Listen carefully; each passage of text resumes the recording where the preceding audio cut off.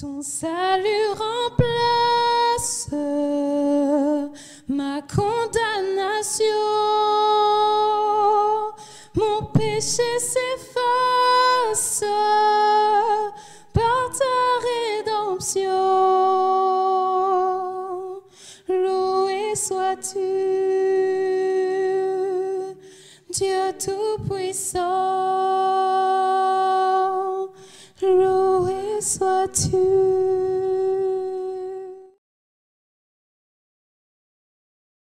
Comment attiser une colère? Nous abordons donc le chapitre 2 du livre de Daniel. Et ce chapitre 2 est connu comme cette prophétie du colosse au pied d'argile. Alors, quelqu'un l'a souligné, il y a deux parties dans le livre de Daniel. Nous aurons sans doute l'occasion d'en reparler. Une partie historique qui regroupe les 6 premiers chapitres du livre et une partie prophétique qui prend les 6 derniers chapitres. Simplement, dans la partie historique, il y a aussi de la prophétie. Vous avez le chapitre 2 avec une révélation qui est donnée à Nebuchadnezzar. Au chapitre 4 également, une révélation donnée à Nebuchadnezzar. Mais ce ne sont pas des visions de Daniel à proprement parler. Cela donc fait partie de l'histoire de Daniel. Et à partir du chapitre 7, on ne parle pratiquement plus de l'histoire de Daniel, mais on parle des visions de Daniel. Ce qui fait qu'en tout, il y a 4 ensembles prophétiques. Chapitre 2, chapitre 7, chapitre 8 et 9, qui vont ensemble, bien qu'il y ait 2 visions, et puis la dernière vision, chapitre 10, 11 et 12. Nous abordons donc, toujours dans l'histoire de Daniel, une partie prophétique, c'est le colosse au pied d'argile. Alors, j'aimerais vous parler un tout petit peu de la chronologie de Nebuchadnezzar, et je vous ai fait allusion tout à l'heure à ce détail. Une tablette du Muséum de Berlin contient un rapport sur les différentes observations astronomiques survenues au cours de la 37e année du règne de Nebuchadnezzar. Confronté aux données actuelles, c'est-à-dire aux connaissances que nous avons actuellement du mouvement des astres, on peut remonter dans le temps. Vous savez que, par exemple, on sait que périodiquement, la comète de Halley revient. Donc, si on nous parle d'un phénomène dans l'Antiquité qui ressemble à la comète de Halley, eh bien, on sait que ça ne peut s'être produit que dans un temps très, très particulier. Alors, si au cours d'une année d'observation, on vous dit que Jupiter a croisé Saturne, on vous dit qu'il y a eu une éclipse de lune, à telle date, à telle époque, et puis si on vous donne comme ça différents éléments astronomiques, vous vous dites l'ensemble de ces événements avec cette séquence-là ne peut s'être produite que de telle à telle période. Eh bien, c'est le cas. Et confronté aux données actuelles, on peut affirmer que cette année va d'avril 568 à avril 567.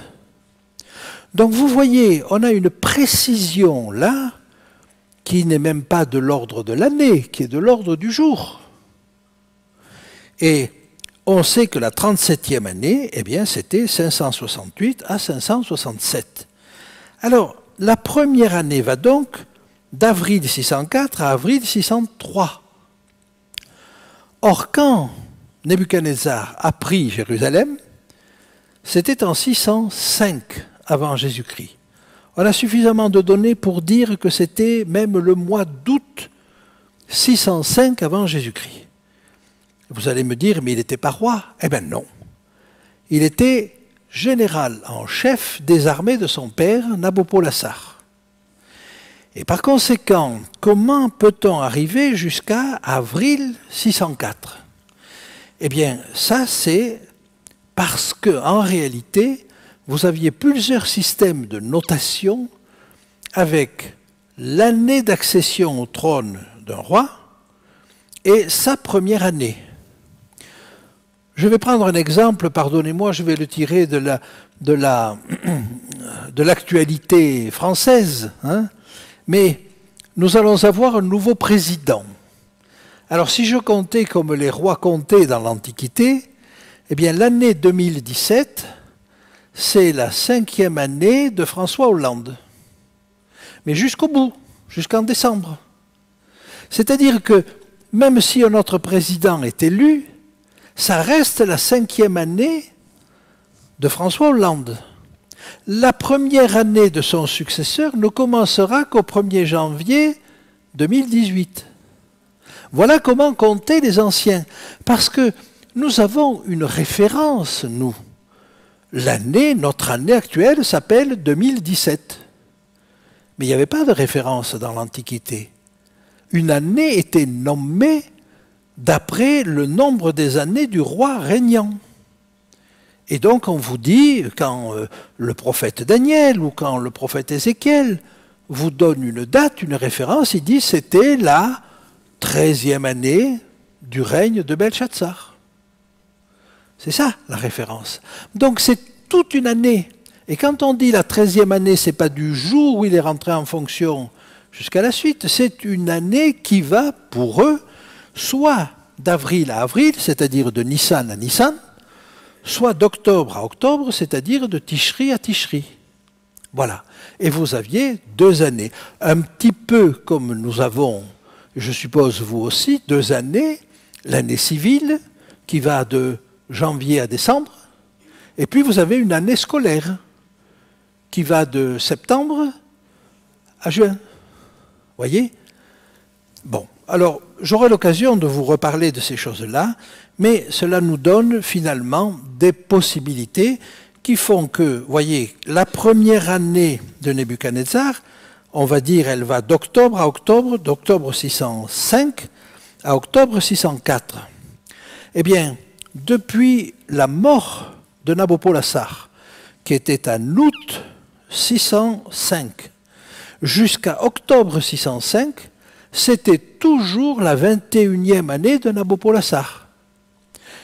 Et pour Nebuchadnezzar, qui est quand même devenu roi à partir du mois d'août, ce temps entre août 605 avant Jésus-Christ et octobre 605, c'était son année d'accession. Et la première année ne commence qu'après. Voilà.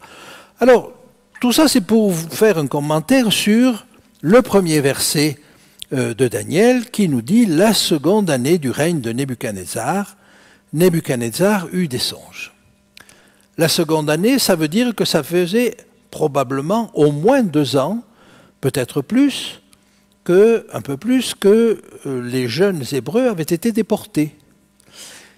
Sur la période de 3 ans d'études, ben, ils en avaient déjà fait 2.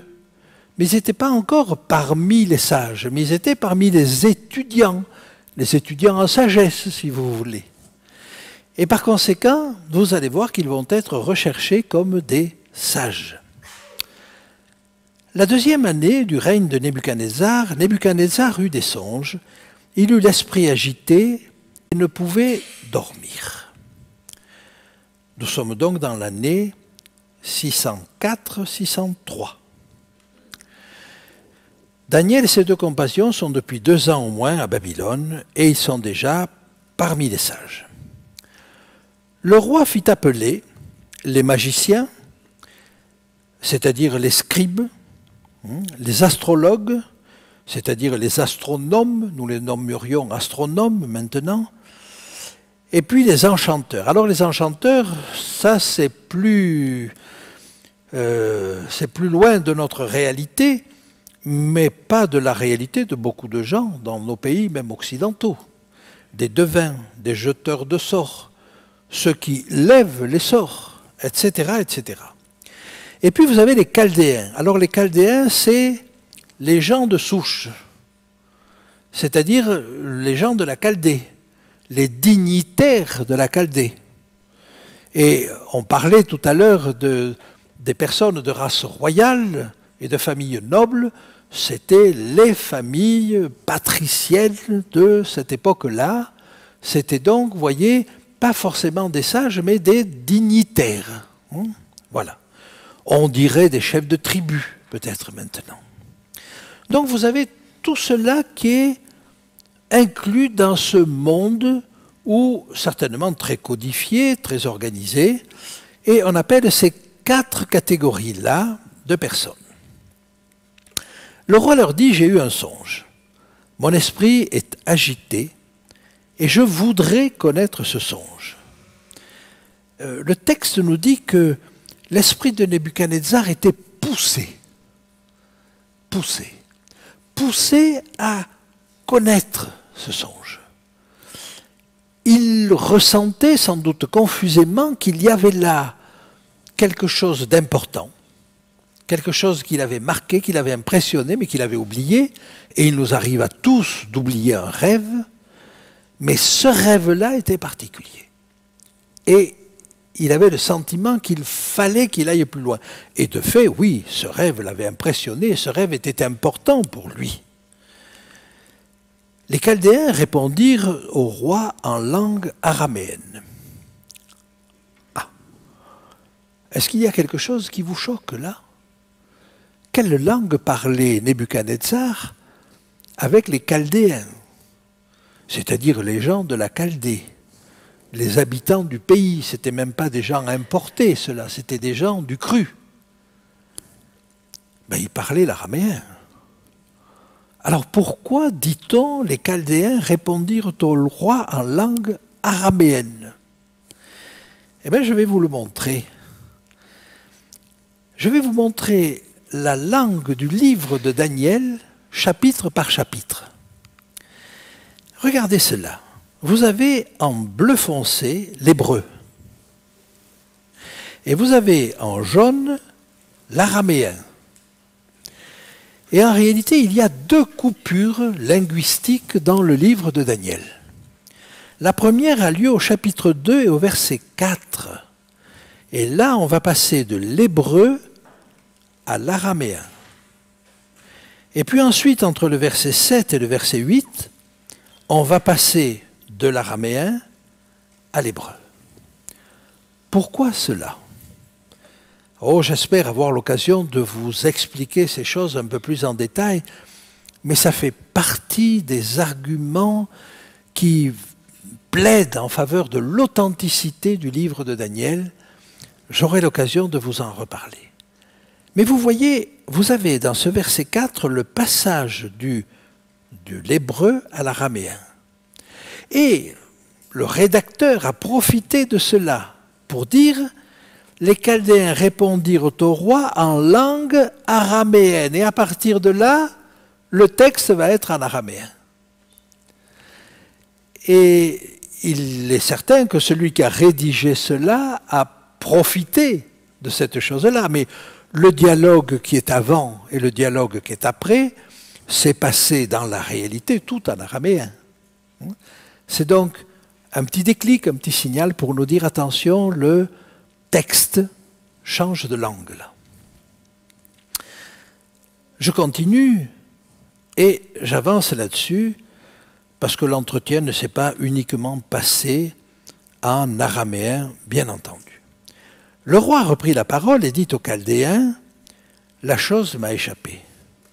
Si vous ne me faites connaître le songe et son explication, vous serez mis en pièces et vos maisons seront réduites en un tas d'immondices. Est-ce que vous comprenez la colère de Nebuchadnezzar? C'est très étonnant. C'est le fait d'un homme à la fois orgueilleux, mais c'est fou comme demande. Comment deviner ce qu'a rêvé quelqu'un s'il ne vous donne aucun indice? Et évidemment, si vous donnez un récit, vous pouvez toujours inventer une interprétation à ce récit.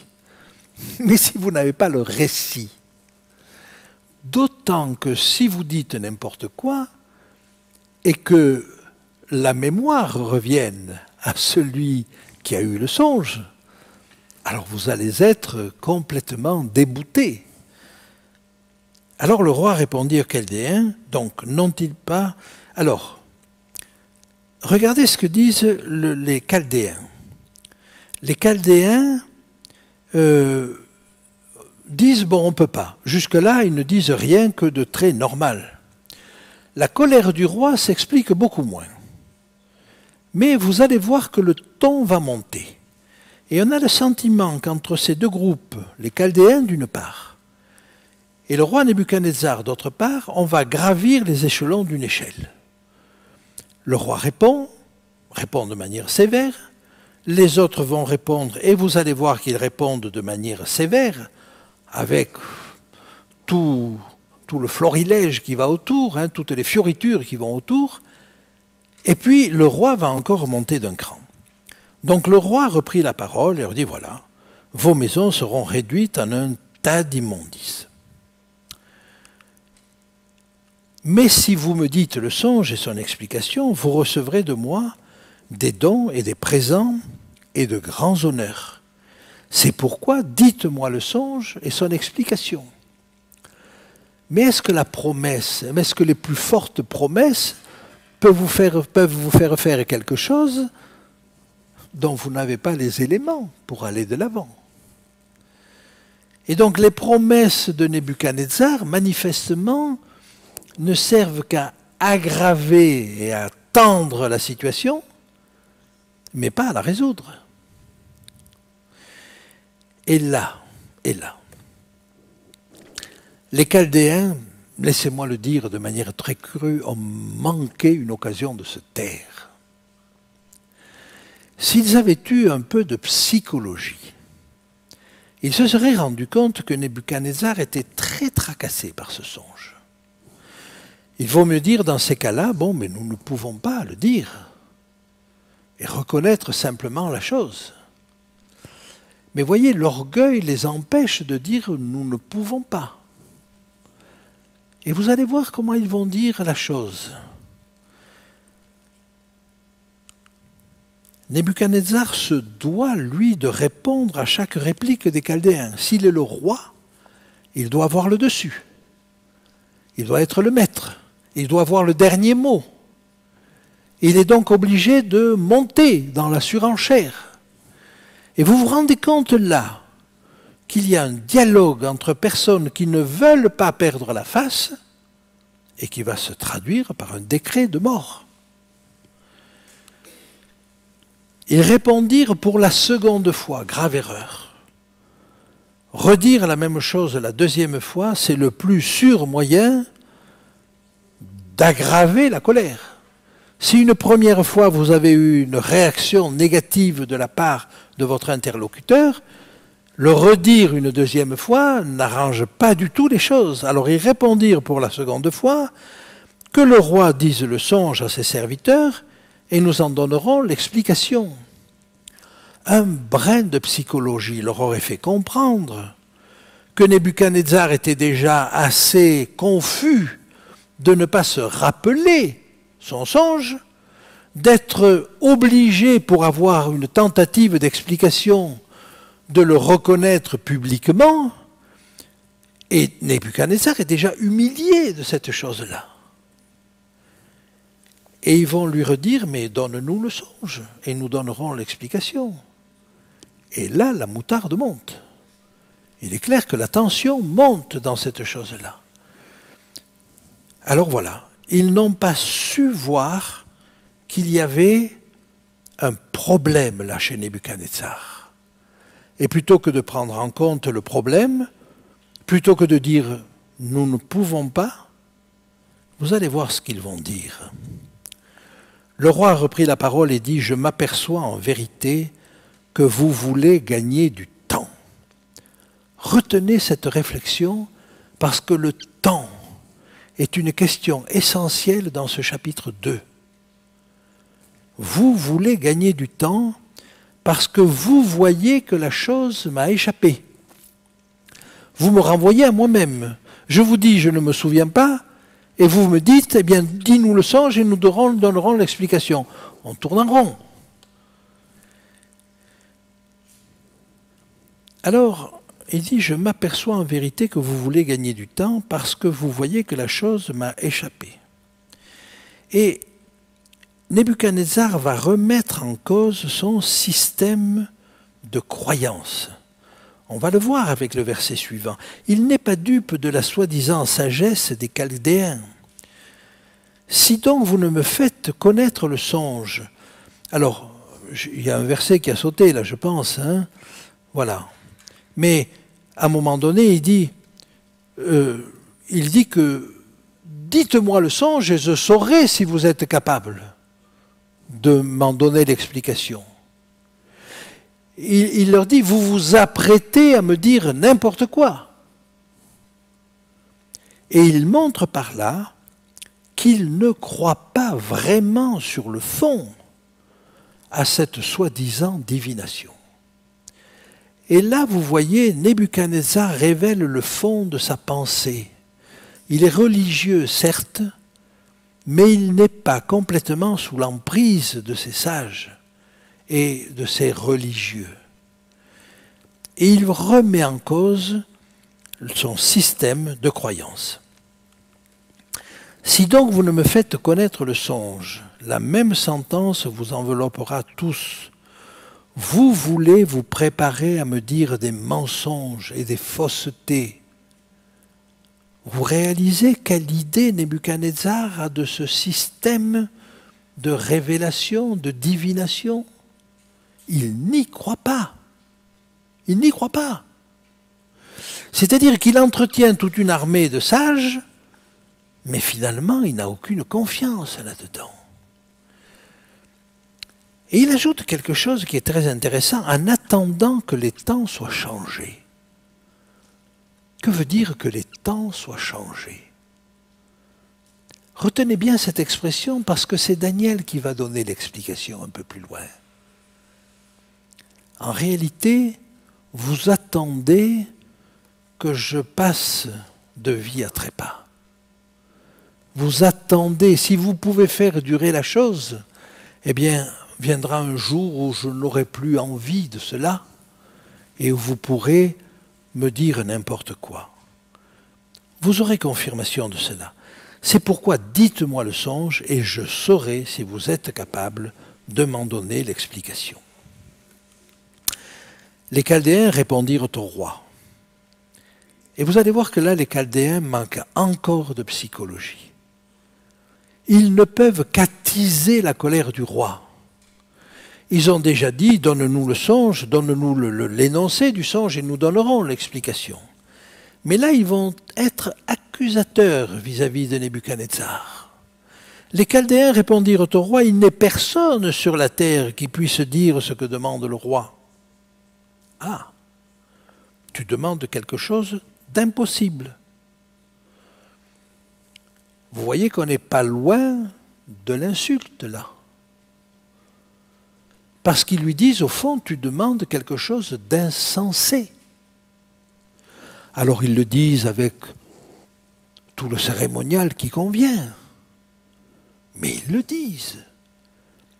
Les Chaldéens répondirent, il n'est personne sur la terre qui puisse dire ce que demande le roi. Aussi jamais roi, quelque grand et puissant qu'il ait été, n'a exigé une pareille chose d'aucun magicien, astrologue ou chaldéen.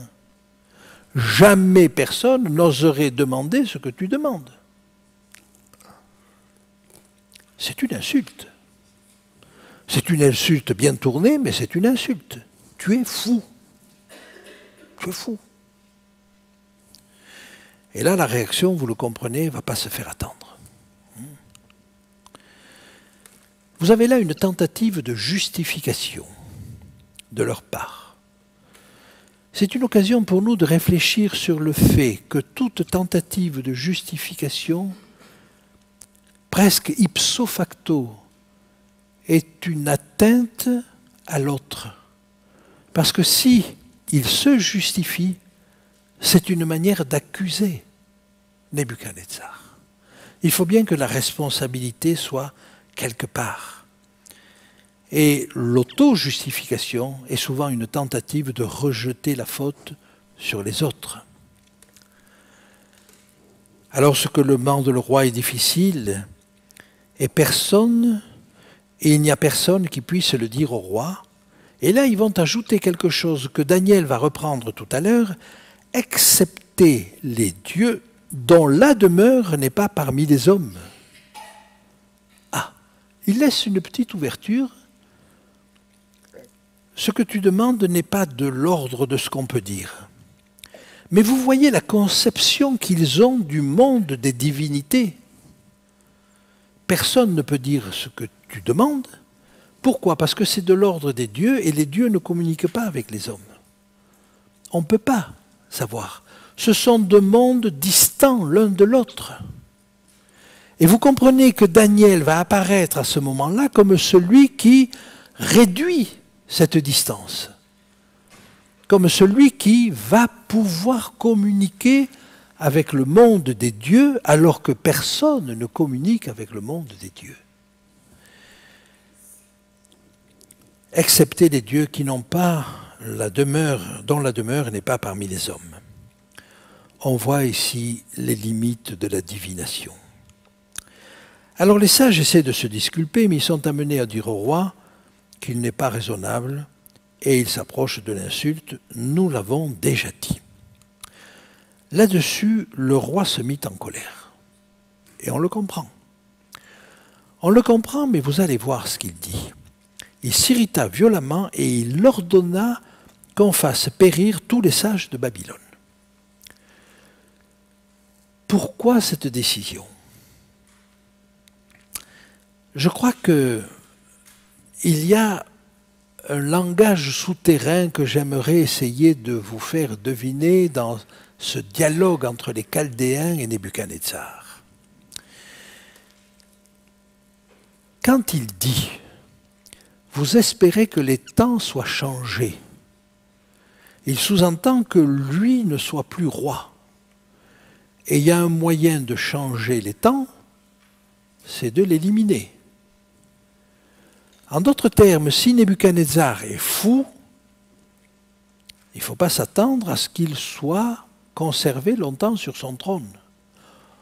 On verra que c'est la protection particulière de Dieu qui va lui conserver son trône alors qu'il est réellement fou. Mais jusque-là, un roi fou, il ne reste pas longtemps sur le trône. Et donc, ce qui se perçoit, ce qui se devine plutôt, c'est que les Chaldéens sont certainement en train de réfléchir sur le moyen d'éliminer Nebuchadnezzar. Il le sait, il le comprend, et avant d'être éliminé, il va éliminer ses adversaires. Et la réponse immédiate qu'il fait, c'est en se disant « mais je n'ai pas le temps ». Il n'y a pas le temps de la réflexion. Parce que le complot, il va sourdir très vite, tout de suite. Et avant que le complot puisse sourdir, il faut que je les détruise. Donc il ordonna qu'on fasse périr tous les sages de Babylone. Eh bien, j'aimerais, si vous voulez, que nous voyions la suite de ce texte dans quelques minutes. On va prendre quelques instants de repos.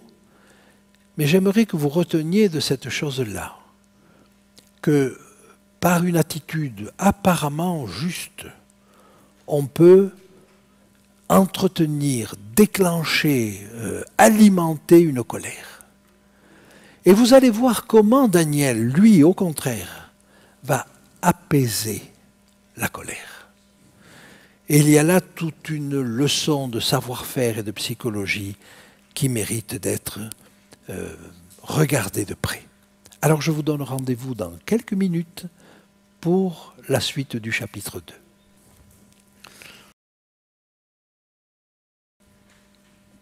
Comment Daniel va s'y prendre pour affronter la colère du roi? Et nous allons voir une attitude complètement différente. Alors la sentence fut publiée. Les sages étaient mis à mort. Le texte semble dire qu'on était en train de les mettre à mort.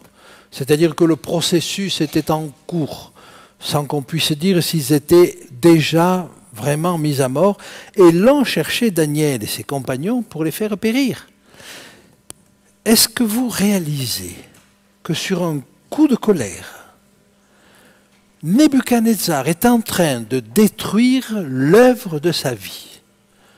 L'œuvre de sa vie, c'est de faire cette école nationale d'administration, pour administrer, pour faire arriver jusqu'aux coins les plus reculés de la terre cette sagesse, ce savoir, de manière à former, au fond, un gouvernement mondial, mais dans les meilleures conditions, visant à ce que tout le monde bénéficie des meilleures intelligences et des plus grandes intelligences de partout.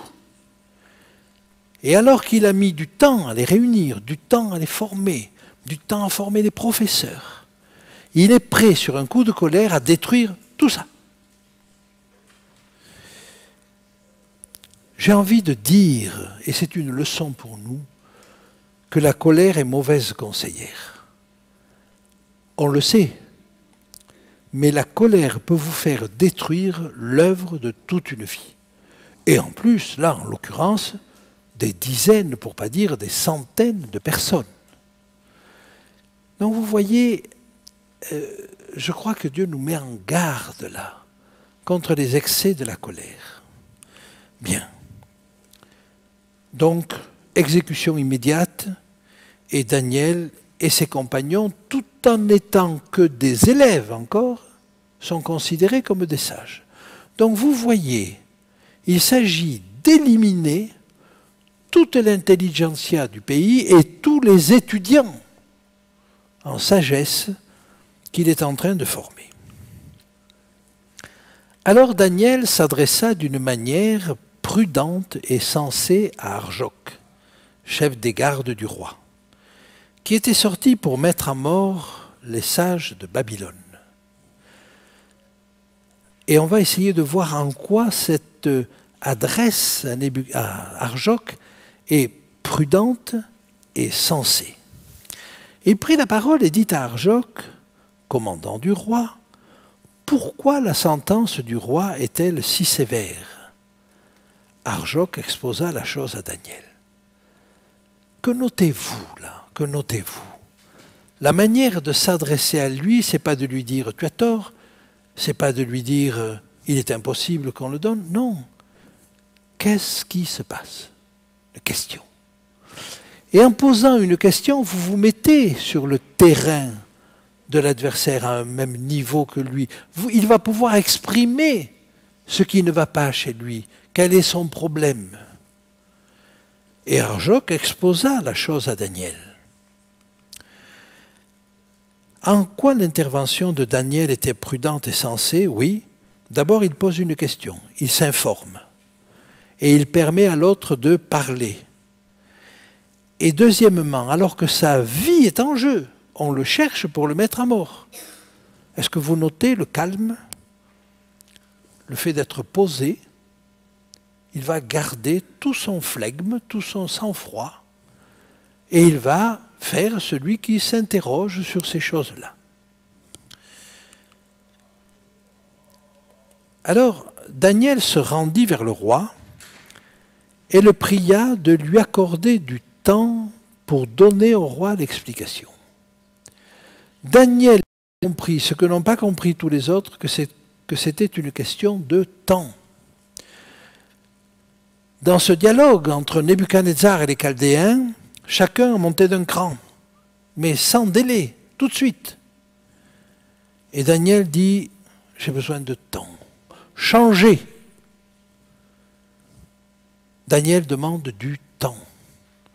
Et probablement que déjà certains sages pensaient à la manière d'éliminer Nebuchadnezzar. Il demande du temps pour donner une explication. Est-ce qu'il sait qu'il aura une explication? Est-ce qu'il en est sûr? Il va prier. Nous, on connaît la fin de l'histoire, mais lui, il ne la connaissait pas. Mais il va s'avancer en toute candeur, en toute naïveté, et il donne une chance à Dieu d'intervenir. Il n'est pas sûr de cela, mais il avance. Et il avance comme un enfant de Dieu, fidèle, et en voyant ce que Dieu va faire. Et vous voyez, de temps en temps, dans nos plans, il faut agir avec ce paramètre qui est difficile à gérer pour nous. Mais ce paramètre qui consiste à dire, mais Dieu peut intervenir.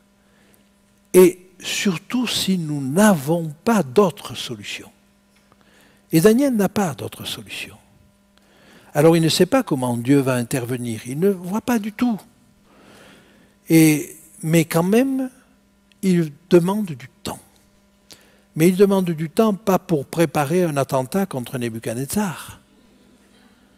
Il demande du temps pour invoquer son Dieu et pour savoir ce qu'il y a lieu de faire. Oui, la dernière décision de Nebuchadnezzar portait sur le temps, et Daniel, lui, a compris qu'il s'agit de jouer sur le temps. Il ne s'agit pas de bousculer Nebuchadnezzar. Nebuchadnezzar a envie de savoir. Il faut jouer sur cette envie-là. S'il a vraiment envie, alors c'est que peut-être Dieu veut lui révéler quelque chose. Voyez ? Et la réflexion de Daniel va s'orienter complètement différemment. Elle ne va pas s'orienter en termes de pouvoir, de puissance. Qu'est-ce que Dieu veut dire à Nebuchadnezzar ? Et ça va se retrouver dans la suite du texte, vous allez le voir. Ensuite, Daniel alla dans sa maison et il instruisit de cette affaire Anania, Michaël et Azaria, ses compagnons. Donc, voyez, première étape, il demande du temps. Deuxième étape, devant la difficulté, il organise un groupe de prière. Il va prier, bien sûr, mais il va prier en groupe. Il va prier avec ses compagnons.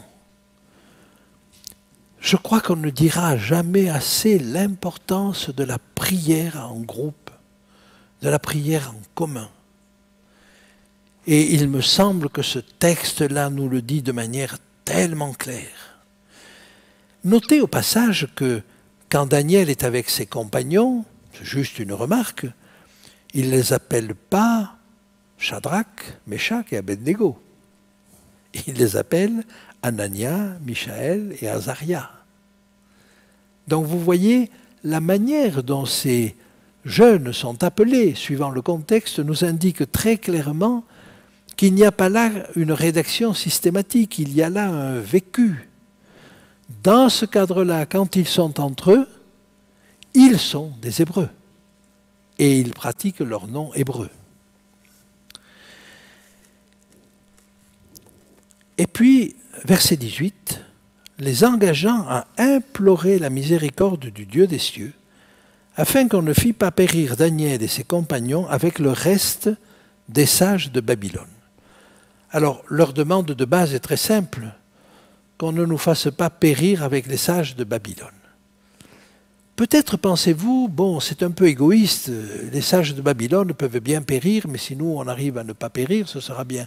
Vous allez voir que l'attitude de Daniel n'est pas du tout dans cette direction-là. On va le voir par la suite. Alors le secret fut révélé à Daniel dans une vision pendant la nuit. Et Daniel bénit le Dieu des cieux. Je crois qu'il nous faut remarquer à l'évidence que Daniel est reconnaissant. Sa première attitude est de prier, de demander à Dieu, mais quand il a la réponse, sa première attitude est de remercier Dieu. Et combien de fois je me suis surpris, moi, à avoir reçu une bénédiction de Dieu et de ne pas l'avoir remercié tout de suite. Je crois qu'il nous faut veiller à cela, reconnaître ce qui s'est passé. Vous savez, on aurait tellement tendance à dire, mais bon, ça s'est passé comme ça, mais c'est le hasard. Finalement, c'est parce qu'il y a eu un tel qui a été sur ma route, et puis ça s'est passé comme ça, mais ce n'est pas vraiment un miracle. Ça vous est déjà arrivé, ça ? Hein, que ce soit un tiers qui, par hasard, entre guillemets, résolve le problème qui se pose à vous. Et alors, est-ce qu'il n'y a pas une petite voix qui dit, bon, mais c'est pas Dieu, c'est le hasard, mais c'est Dieu qui a mis la personne sur le chemin à ce moment-là. Eh bien, Daniel remercie. Il bénit le Dieu des cieux.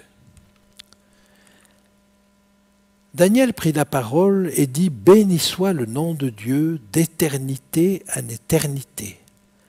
À lui appartiennent la sagesse et la force. » Et vous allez voir combien son adresse, sa prière à Dieu est orientée et reprend les thèmes et les problèmes qui se posaient à lui et qui se posent à Nebuchadnezzar. C'est lui qui change les temps. Ah, vous vous rappelez? C'était ce que Nebuchadnezzar reprochait aux Chaldéens. Vous attendez que les temps soient changés. Et qu'est-ce que ça veut dire? Mais Daniel vous l'explique là. C'est lui qui change les temps et les circonstances, qui renverse et qui établit les rois. C'est ça les temps qui changent, c'est un roi qui change, c'est des circonstances qui changent. Et vous comprenez bien que quand Nebuchadnezzar le dit, vous vous apprêtez à changer, vous attendez que les temps changent, ben vous attendez que je change, c'est-à-dire que je ne sois plus là. Daniel, lui, l'a compris. Et vous voyez que ce langage en demi-teinte, Daniel nous en donne déjà là l'explication. Donc il renverse, il établit les rois qui donnent la sagesse aux sages et la science à ceux qui ont de l'intelligence. C'est curieux ça, de la science à ceux qui ont de l'intelligence. Et vous voyez là, encore une fois, toute la symbiose qu'il y a entre l'action de Dieu et l'action de l'homme. Il y a ceux qui développent cette intelligence et à qui Dieu va donner de la science, voyez. Mais cette science, qu'est-ce qu'on en fait? À quelle fin on l'emploie? Comment on la développe? Nous verrons avec le chapitre 7 une bête tentait de changer les temps et la loi. Et cette bête, vous l'avez compris, celle qui nous est décrite au chapitre 7, c'est la quatrième bête, et en particulier la petite corne sur cette quatrième bête. Elle espère changer les temps et la loi. Daniel a déjà compris le sens de la vision. Il semble que Dieu lui a révélé la vision, mais le sens de la vision, à partir du moment où il l'a reçue, ne lui est pas caché. Daniel explique ce que signifie changer les temps et les circonstances, je vous l'ai dit. Il révèle ce qui est profond et caché. Les choses qui nous sont le plus cachées, c'est l'avenir. Eh bien, il va le révéler. Et à travers cette vision, Daniel va révéler, et Dieu va révéler à Daniel et à Nebuchadnezzar ce qui va se passer, ce qui est caché dans les ténèbres, et la lumière demeure avec lui. Cela me rappelle le premier chapitre de l'évangile de Jean, où Jésus est comparé à la parole d'abord, puis il est comparé à la lumière, puis il est comparé à la vie. Et quand il dit, il connaît ce qui est dans les ténèbres, et la lumière demeure avec lui, je me demande si Jean n'a pas été inspiré par des versets comme celui-ci pour dire que Jésus était la lumière. Il révèle. Là, c'est toute la différence entre les dieux tels que les conçoivent les Chaldéens et Dieu tel que le conçoit Daniel. Pour les Chaldéens, les dieux n'ont pas leur place sur cette terre. Il n'y a pas de communication. On ne peut pas savoir ce que pensent les dieux et ce qu'il révèle à travers des songes. Daniel, au contraire, reconnaît que lui, il connaît un Dieu qui révèle, et c'est ce qu'il va dire.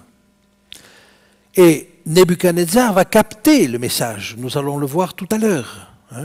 Donc il révèle ce qui est profond et caché. Il est en train de nous dire qu'il y a des possibilités de communication entre le monde de Dieu et le monde des hommes. Il est en train de dire que c'est un Dieu vivant, un Dieu qui intervient dans la vie des personnes. Ce n'est pas un Dieu distant. Ce n'est pas un Dieu qui a lancé le monde une fois pour toutes sur ses roulettes et puis le laisse rouler. Non, non, il intervient. Voilà le Dieu de Daniel et voilà le Dieu que Nebuchadnezzar va découvrir. Daniel 2,47, le roi adressa la parole à Daniel et dit « En vérité, votre Dieu est le Dieu des dieux et le Seigneur des rois.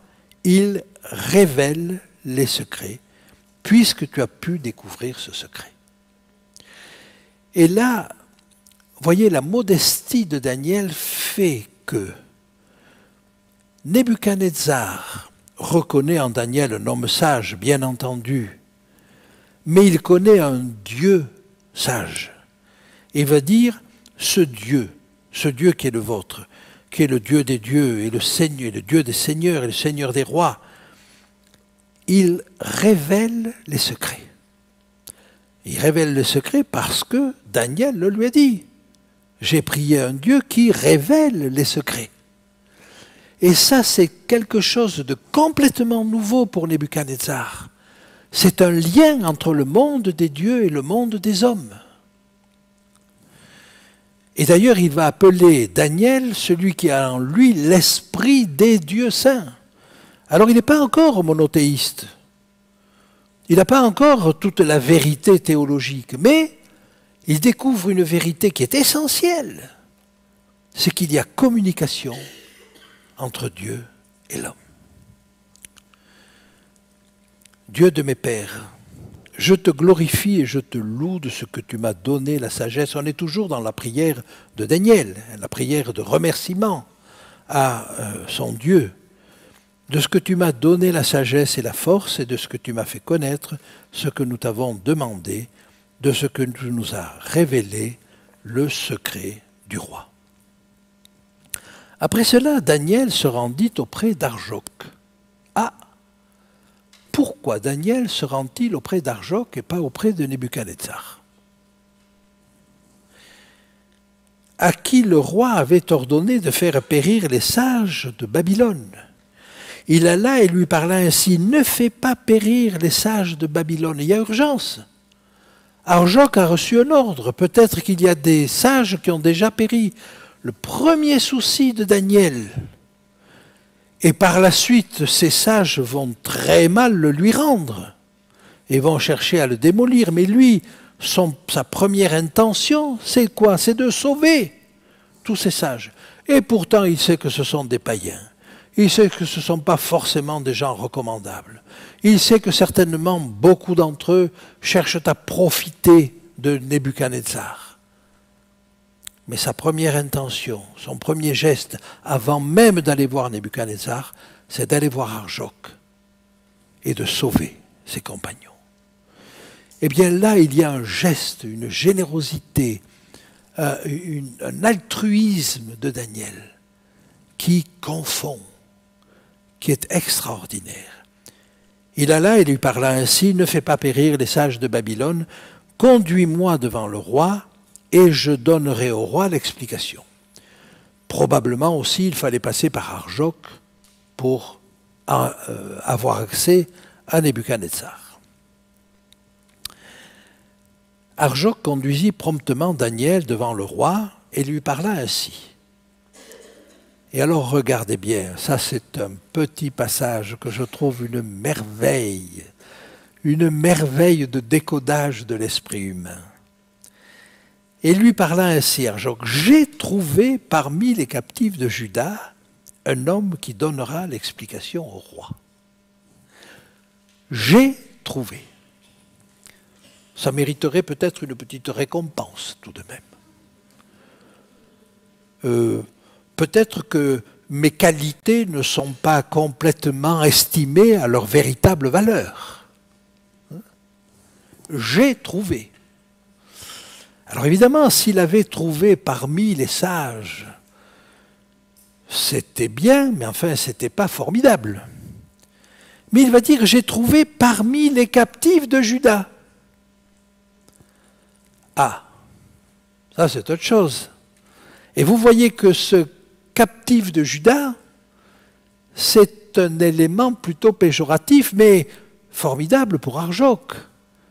Si parmi les derniers, les captifs, il a trouvé quelqu'un qui va pouvoir satisfaire le roi, alors oui, Arjoc, c'est un bon serviteur du roi. Quelle vue juste de la nature humaine, de ces personnes qui vont essayer de se pousser auprès du roi à travers la sagesse des autres.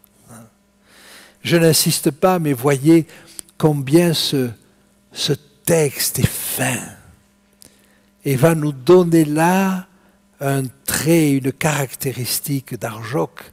On ne connaît pas beaucoup Arjoc, mais on voit là quelque chose dont vous savez très bien que ça se pratique, et peut-être même que nous l'avons pratiqué nous-mêmes. Alors, voilà, un texte vrai, un texte ciselé. J'ai trouvé.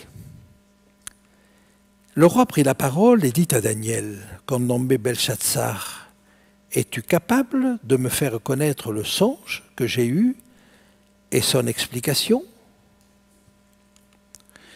Daniel répondit en présence du roi et dit, « Ce que le roi demande est un secret que les sages, les astrologues, les magiciens et les devins ne sont pas capables de découvrir au roi. » Est-ce que Daniel est en train d'enfoncer ses collègues?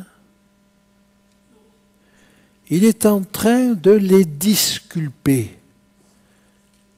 Il est en train de plaider pour eux.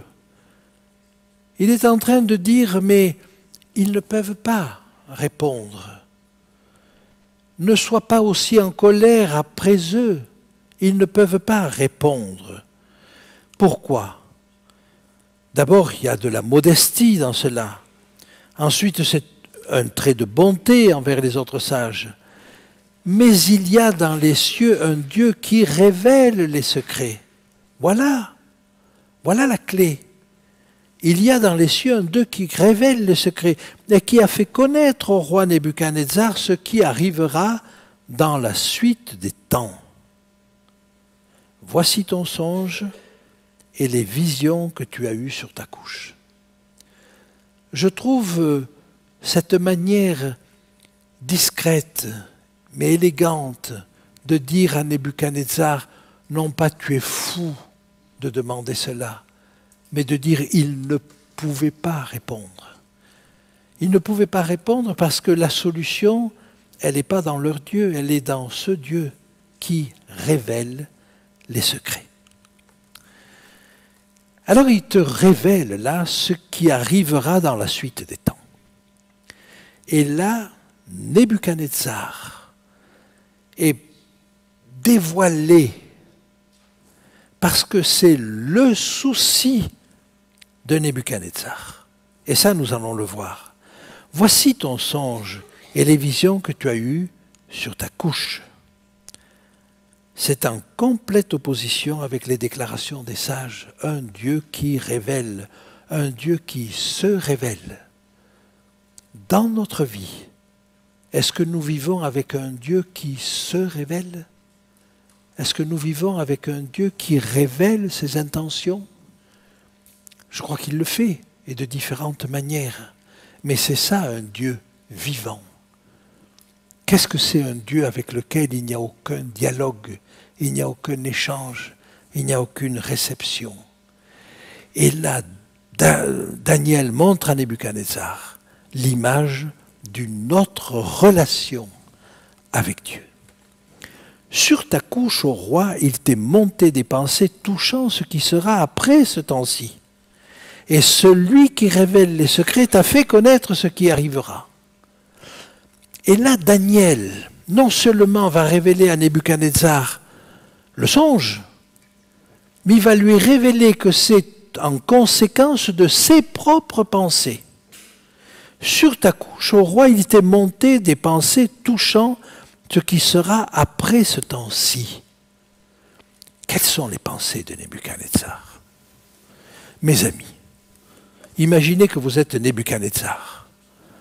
Vous avez mis en place un système absolument extraordinaire, un projet mondial, un projet qui peut permettre d'apporter au monde le bonheur, qui peut permettre d'éviter toutes les guerres, qui peut permettre à tous les peuples de s'élever.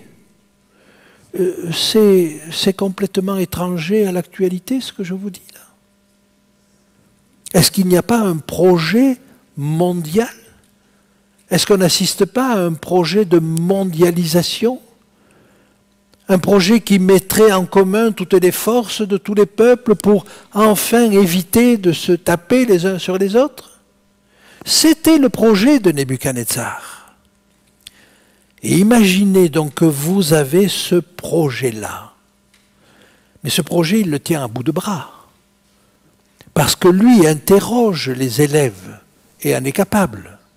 Mais qui sera capable de gérer la terre entière?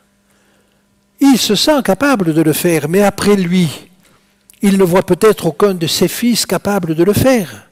Il ne voit peut-être aucun sage capable de le faire. Il ne voit personne capable de mener à bien cette œuvre grandiose. Et alors il se pose des questions. Il s'interroge. C'est ça son problème.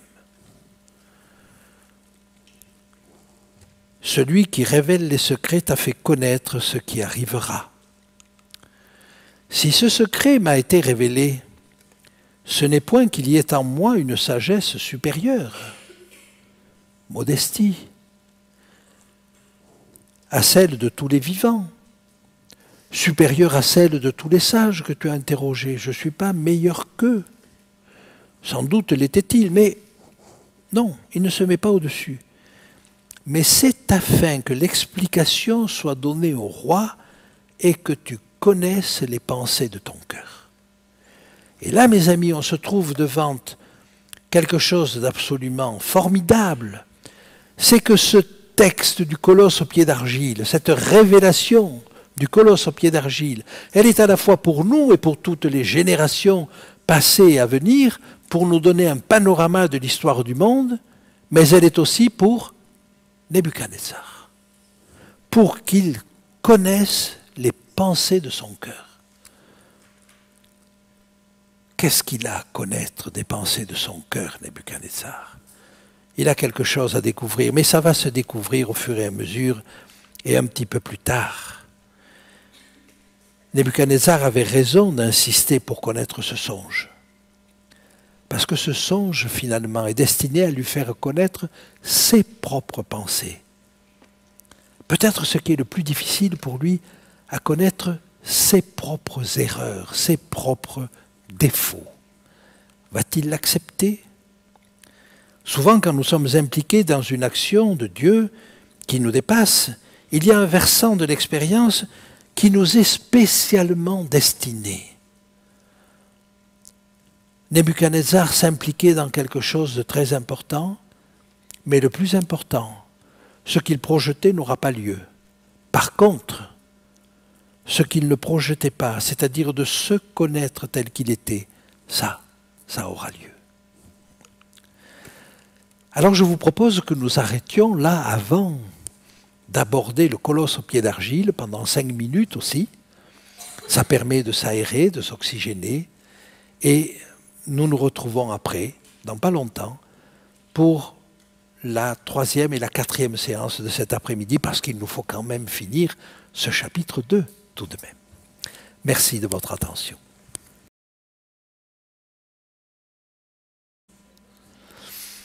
Bon, eh bien, chers amis, donc, nous pouvons reprendre maintenant notre étude du chapitre 2 de Daniel et nous allons voir quelle est cette prophétie extraordinaire Alors vous la connaissez, vous n'allez rien apprendre de tellement extraordinaire parce que elle est très connue, mais elle recèle quand même certains éléments qui méritent d'être mis en exergue.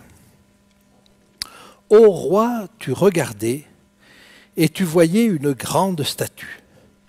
Cette statue était immense et d'une splendeur extraordinaire. Elle était debout devant toi et son aspect était terrible. La tête de cette statue était d'or pur, sa poitrine et ses bras étaient d'argent, son ventre et ses cuisses étaient d'airain, ses jambes de fer, ses pieds en partie de fer et en partie d'argile.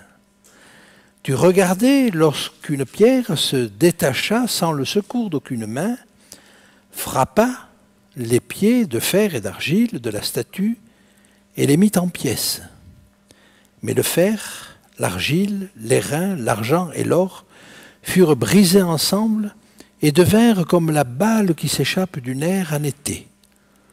Le vent les emporta et nulle trace n'en fut retrouvée. Mais la pierre qui avait frappé la statue devint une grande montagne et remplit toute la terre. Voilà le songe. Nous en donnerons l'explication devant le roi.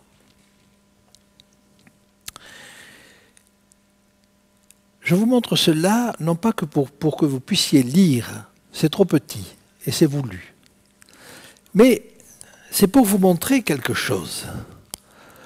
Voyez, je l'ai fait pour Daniel 2 et je l'ai fait pour Daniel 7. Alors, en blanc, parce que Daniel 7 nous présente aussi 4 animaux, comme il y avait là 4 parties également. Donc ces deux visions sont très parallèles. Mais voyez ici, vous avez dans un premier temps en blanc ce qui a trait aux 3 premiers étages. La tête, la poitrine, le bassin et les cuisses. C'est la longueur du texte que je vous demande d'observer. Ici, vous avez ce qui a trait à la 4e partie, et ici, en rouge, ce qui a trait, j'ai envie de dire, à la 5e partie, c'est-à-dire à la pierre qui se détache de la montagne sans le secours d'aucune main. Que remarquez-vous? Eh bien, vous remarquez que ce qui a trait aux 3 premiers est plus court que ce qui a trait au 4e et à la fin. Dans le texte. Maintenant, Daniel va donner des explications. Et dans les explications, voilà les explications que prennent les 3 premiers étages. Voilà l'explication sur le 4e étage, les jambes de fer et d'argile. Et voilà les explications sur la pierre qui se détache de la montagne. Que remarquez-vous? C'est que le 4e étage, à lui tout seul, occupe plus de place que les 3 autres. Alors, dans un exposé traditionnel et habituel, on met le même volume derrière chacun des éléments. Mais ce n'est pas ce que fait Daniel. Daniel met davantage de volume sur le 4e élément. Ça nous indique quelque chose. Daniel est un livre de la fin. Les autres éléments sont juste là pour nous donner des points de repère pour arriver jusqu'à la fin. Et des points de repère suffisamment nets pour que nous puissions reconnaître qu'ils sont valides. Mais le livre de Daniel, l'essentiel du livre de Daniel, porte sur la fin. Et si je vous montre ce qui se passe avec le chapitre 7, eh bien c'est la même chose. Vous avez là le lion, l'ours et le léopard. Et puis le 4e animal avec la petite corne, c'est ici. Et ici, vous avez la fin, l'équivalent de la pierre. Et dans les explications, c'est encore pire. Voilà les 3 premiers animaux. Et voilà l'explication sur le 4e. Et l'explication sur la conclusion de l'histoire. J'espère que cela vous amène à bien comprendre que quand nous faisons un exposé, si nous voulons être dans la veine de Daniel, dans la lignée de Daniel, les événements de la fin prennent une importance beaucoup plus considérable que tous les autres. Et tous ces éléments sont comme des jalons, des points de repère pour nous amener au véritable problème qui est la fin. Par contre, pour Nebuchadnezzar, alors effectivement, sa succession immédiate est essentielle. Ô roi, tu es le roi des rois, car le Dieu des cieux t'a donné l'empire, la puissance, la force et la gloire. Notez qu'il dit « tu es un roi ». Dans la suite de l'explication, il va parler de royaume. Et donc la succession des rois qui nous est indiquée ici par ces métaux successifs, ça n'est pas une succession de rois tels que nous pouvons l'entendre, avec Évil-Mérodach qui a succédé à Nebuchadnezzar, suivi de Nériglissar, suivi de Labashi-Marduk, etc., et toute la lignée babylonienne. Mais ce sont des systèmes, des royaumes. Et donc après le royaume babylonien, alors il y a eu le royaume médo-perse, puis le royaume grec, puis le royaume, l'empire romain. Donc si vous voulez, Daniel parle de roi, part sur cette notion de roi, mais lui-même donne l'indication de royaume, et pas seulement de roi. Il a remis entre tes mains en quelques lieux qu'ils habitent les enfants des hommes, les bêtes des champs et les oiseaux du ciel, et il t'a fait dominer sur eux tous. C'est toi qui es la tête d'or. Nous avons déjà parlé de cette définition, c'est toi qui es la tête d'or. Mais cela nous montre que la civilisation babylonienne, et je vous en ai un petit peu parlé, était certainement la plus brillante de toute l'Antiquité. Donc, nous avons là le summum de ce qui peut se faire. Et pourtant, la manière dont les choses sont décrites ici est quand même assez curieuse. Il a remis entre tes mains en quelques lieux qu'ils habitent les enfants des hommes. D'accord? Il domine sur tous les hommes. Peut-être que la domination n'était pas aussi universelle que ce que le dit Daniel.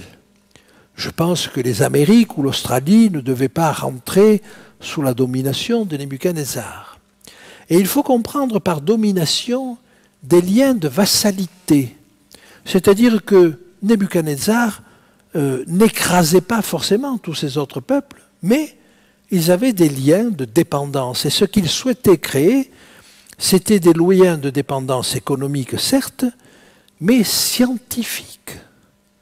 Développer une communauté scientifique mondiale. C'était ça son objectif, avec cette école babylonienne d'administration.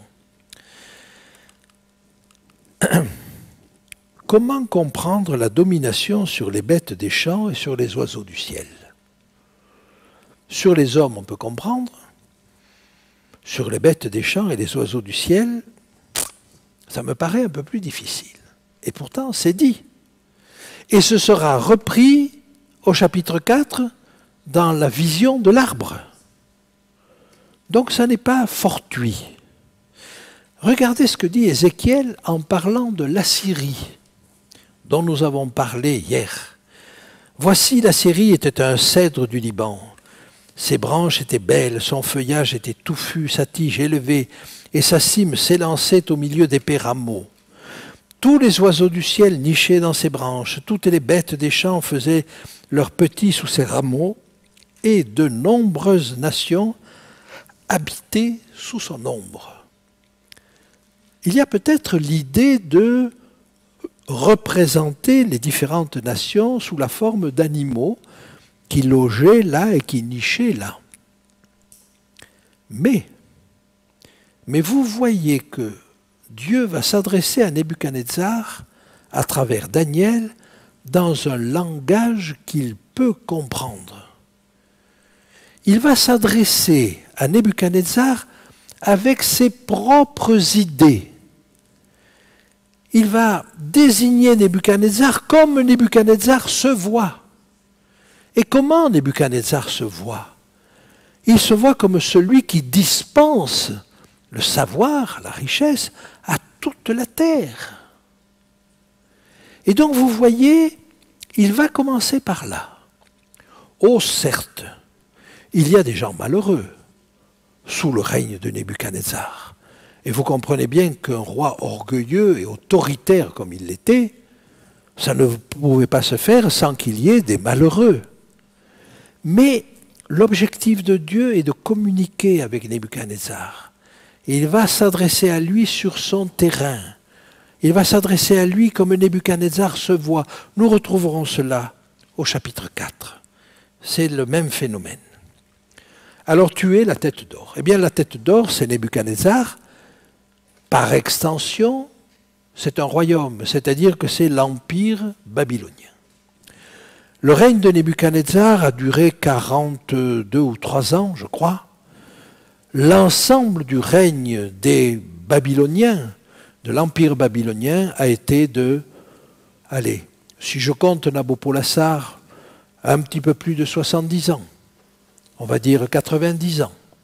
Si je compte à partir de Nebuchadnezzar, jusqu'à la fin, jusqu'à la prise de Babylone par Cyrus, c'est moins de 70 ans. Empire babylonien. Après toi, il s'élèvera un autre royaume moindre que le tien. Et ça, c'est dur. C'est dur pour Nebuchadnezzar. Parce que vous le comprenez, l'objectif de Nebuchadnezzar, c'est de mettre en place un système qui va lui survivre. C'est-à-dire un système mondial où il ne sera plus indispensable, mais qui pourra continuer tellement il l'aura bien organisé et bien pensé. Alors il dit, il s'élèvera un second royaume, moindre que le tien. Et vous voyez déjà sa révolte contre cela, quand il va construire une statue tout en or. C'est ça qu'il ne peut pas supporter. Il aimerait, lui, mettre en place quelque chose d'universel. Quand on voit ce projet de Nebuchadnezzar, qui était un projet grandiose, et qu'on voit quel est le projet aujourd'hui, et à Bruxelles, vous êtes bien placés pour comprendre cela. Il y a un projet mondial. Comment allons-nous rentrer dans ce projet mondial? Est-ce que c'est un bon projet? Il y avait déjà eu un projet mondial avec la tour de Babel. Et Dieu n'a pas permis qu'il se réalise. Parce que ça n'est pas bon. Et il faut que ceux qui ne rentrent pas dans ce moule général puissent vivre. J'aurai l'occasion sans doute de reparler de cela avec vous, mais je ne veux pas faire de la politique fiction avec vous. Puis un troisième royaume, c'est lapidaire. Il y aura un second royaume, et puis il y aura un troisième royaume qui sera d'airain et qui dominera sur toute la terre. Alors, le premier passage de témoin se fait en 539. Chute de Babylone, qui est prise par Cyrus le Grand. Et si l'empire babylonien va durer à peu près 70 ans, l'empire médo-perse, lui, va durer beaucoup plus longtemps. Il va durer, allez, en gros 200 ans. Et il va se terminer en 331 avec la défaite de Darius Codoman, Darius III, devant Alexandre le Grand. Nous allons le voir. Un royaume apparemment plus étendu que celui de Nebuchadnezzar, mais de civilisation moins brillante. Et effectivement, si l'or brille de tous ses feux, l'argent est précieux, mais pas autant que l'or. Et vous voyez comment le choix des métaux va coller à l'histoire.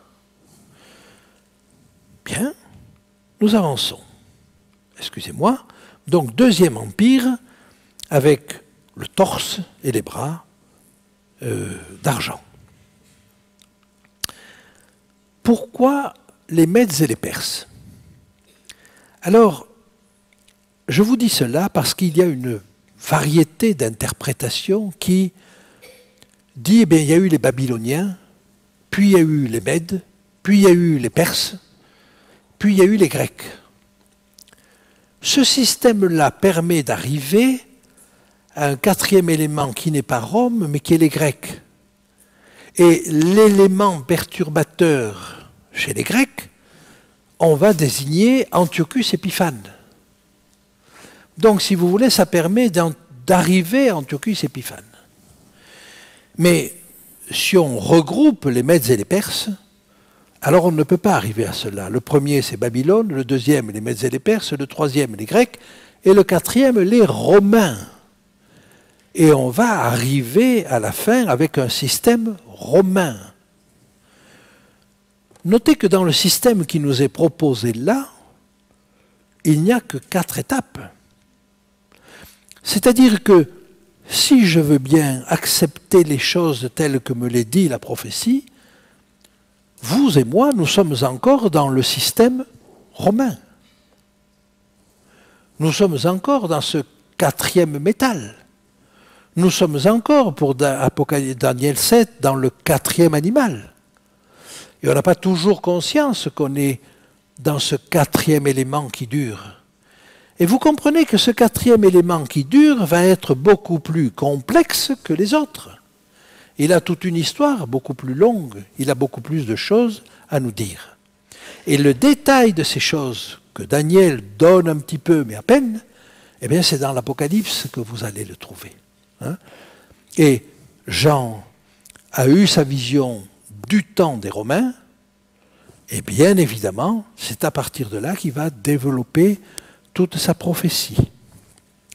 Alors pourquoi les Mèdes et les Perses? Eh bien en réalité, c'est Cyrus qui a déjà regroupé, 10 ans avant la chute de Babylone, les Mèdes et les Perses. Cyrus est un personnage intéressant dont nous aurons l'occasion de reparler, mais il est perse, mais il est de mère Mède. Son grand-père était le roi Astiage, et ce roi Astiage est connu de l'histoire.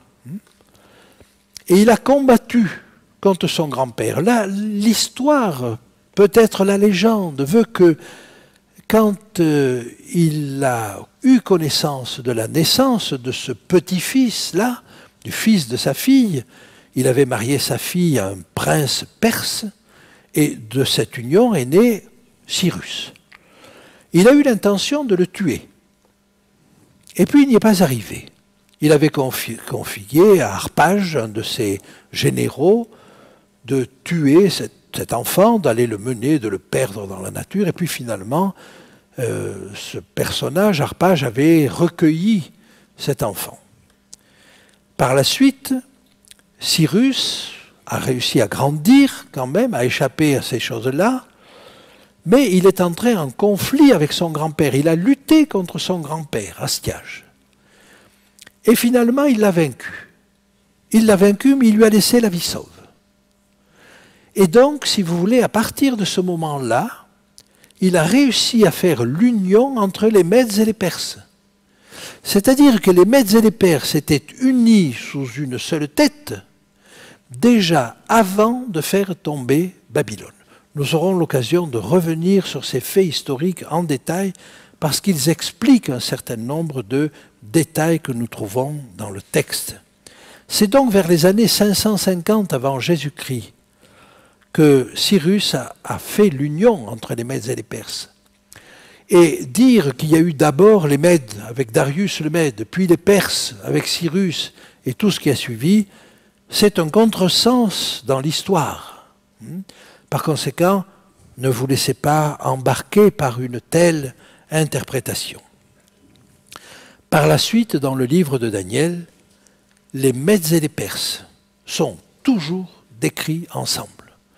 Et par exemple, même quand c'est Darius le Mède qui est au pouvoir, eh bien, c'est toujours la loi des Mèdes et des Perses qui s'applique et qui continuera à s'appliquer jusqu'à la fin de l'Empire perse. Alors, dans Daniel 5, 28, il est dit « Ton royaume sera divisé et donné aux Mèdes et aux Perses ». Ça, c'est dit à Belshazzar, le dernier roi de Babylone. Et par conséquent,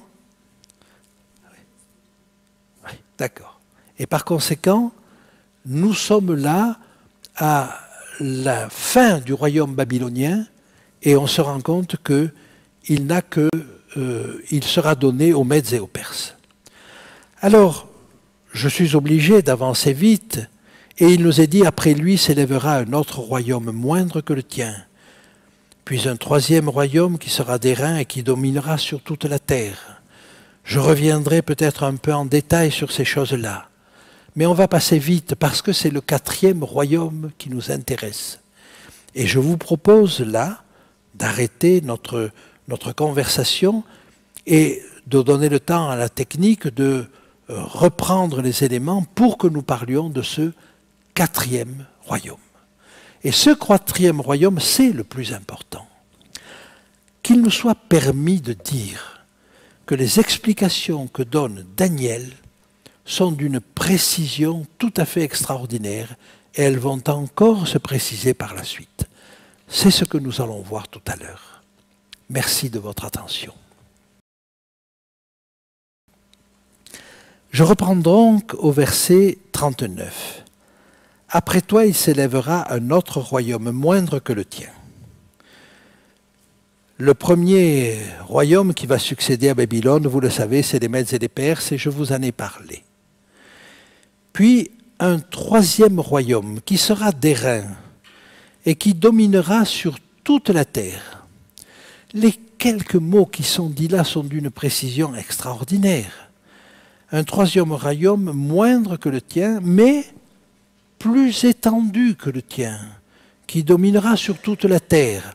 Alors c'est vrai que Nebuchadnezzar régnait sur toute la terre connue, mais nous avons là une succession d'empires que l'on dit universels.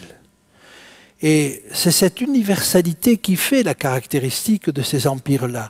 La Syrie, elle, l'apostrophe, Assyrie n'a jamais dominé sur une large partie du monde. L'Égypte n'a jamais dominé sur une large partie du monde.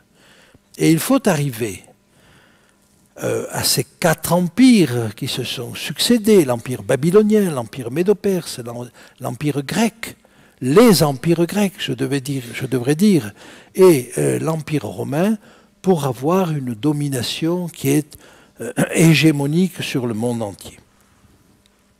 Donc le deuxième passage de Témoin se fait avec la victoire d'Alexandre le Grand sur Darius III.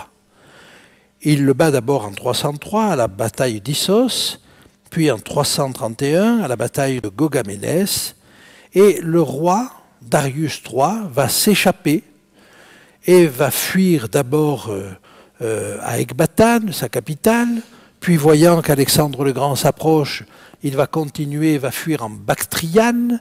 Alors la Bactriane, ça vous dit peut-être pas grand-chose maintenant, c'est la ville de Bactre, et autour, ce qui est autour, et qui se trouve dans l'Afghanistan du Nord. Voilà. Donc cette région-là, on l'appelait la Bactriane, il s'enfuit là-bas, et le satrape de Bactriane va tuer, c'est pas Alexandre le Grand qui va le tuer, c'est le satrape de Bactriane, Bessos, je crois, qui va tuer Darius III. Ainsi s'achève l'empire des Médo-Perses, et c'est les empires grecs qui vont commencer avec Alexandre le Grand. Issos, 1 million d'hommes de la part des Médo-Perses, 40 000 fantassins et 7 000 cavaliers côté grec. Gogamélès, 300 000 hommes, dont 30 000 cavaliers, contre 40 000 simplement fantassins et 7 000 cavaliers. Donc un rapport de force qui est presque de 1 à 10 ou de 1 à 5. Et malgré cela, Alexandre le Grand va remporter ces batailles, parce qu'il va jouer sur la mobilité. Nous aurons sans doute l'occasion d'en reparler. Avançons maintenant et voyons simplement cette succession d'empires. J'aimerais noter deux choses quand même sur le fait que c'est un royaume d'airain. Ça n'est pas pour rien qu'il est d'airain. D'abord, l'armement des Grecs était un armement d'airain. Les casques, les boucliers étaient en airain.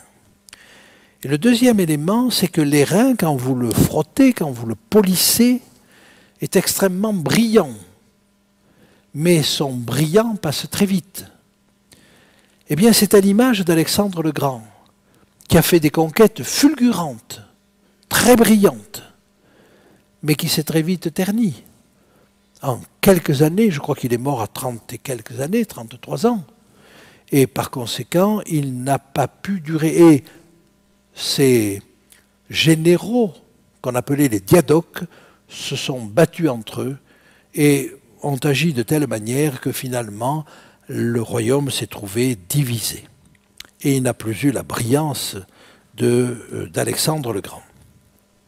Donc, vous voyez, le choix de ce métal, l'airain, est extrêmement approprié pour désigner les empires grecs. Donc, empire babylonien, la tête d'or, empire médo-perse, le poitrail d'argent, les empires grecs, les hanches et les cuisses d'airain. Et j'aimerais maintenant que la technique puisse me passer le quatrième montage.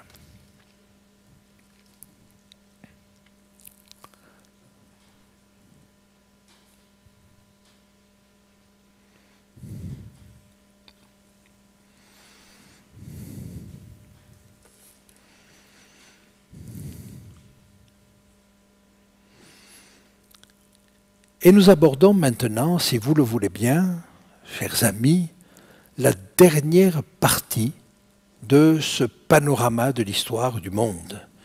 C'est la quatrième partie, les jambes de fer, et mélangées à de l'argile. Alors, Daniel donc commente ce songe devant Nebuchadnezzar.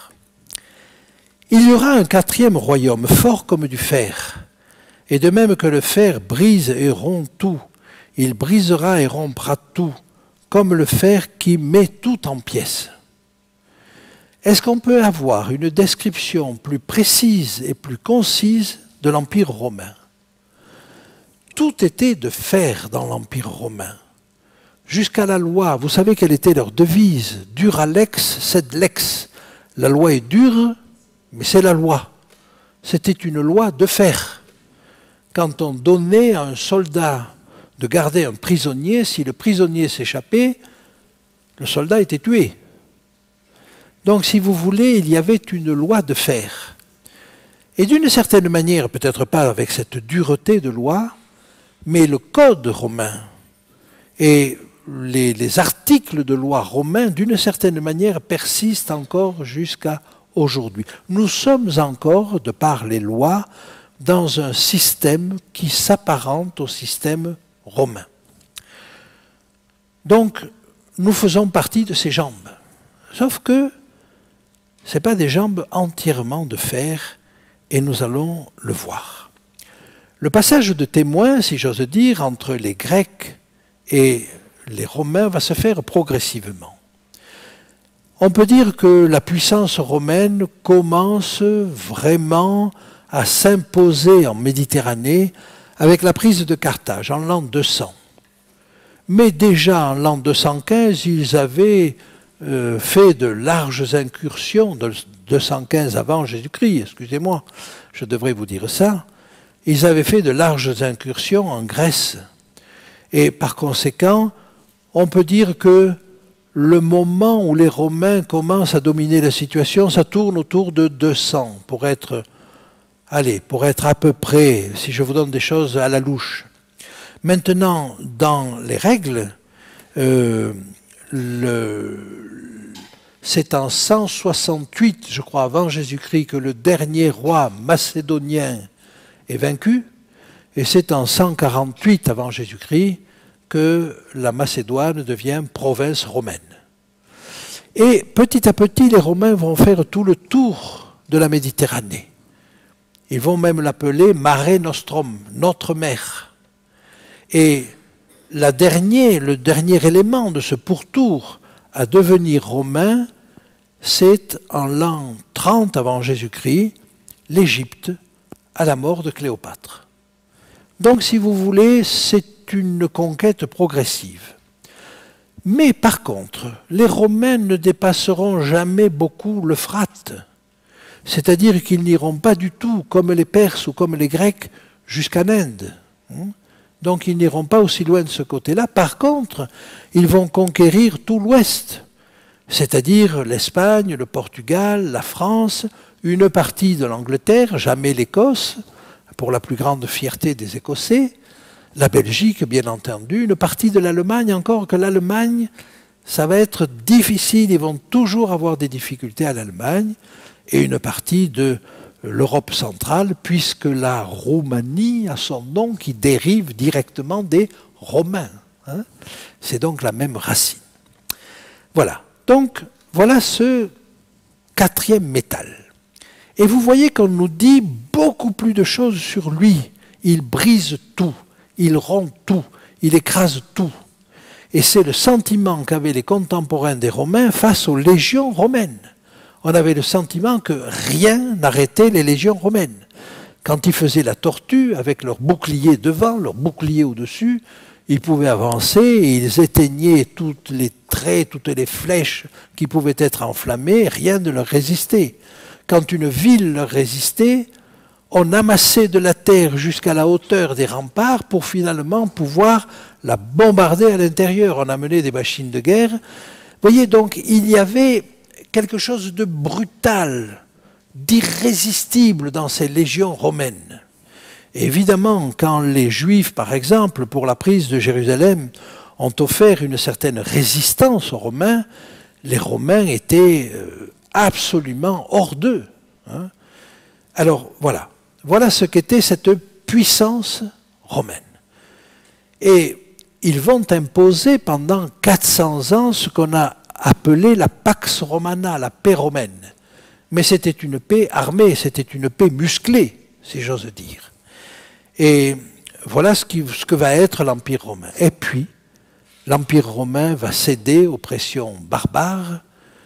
Et vous savez que ce sont les Huns qui ont poussé les Germains, les Anglo-Saxons, qui eux-mêmes se sont déportés un petit peu plus vers la France, vers les pays comme l'Espagne ou le Portugal, etc.